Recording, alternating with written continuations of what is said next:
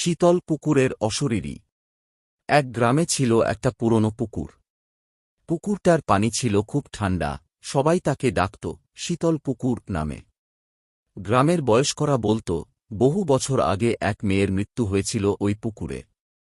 সেই থেকে রাত নামলেই পুকুরের ধারে কারো যাওয়ার সাহস হতো না। এক রাতে গ্রামের এক যুবক বাজি ধরে গেল পুকুরের ধারে। প্রথমে সব স্বাভাবিকই লাগল, কিন্তু হঠাৎ বাতাস জমে গেল, কুয়াশা নামল চারপাশে।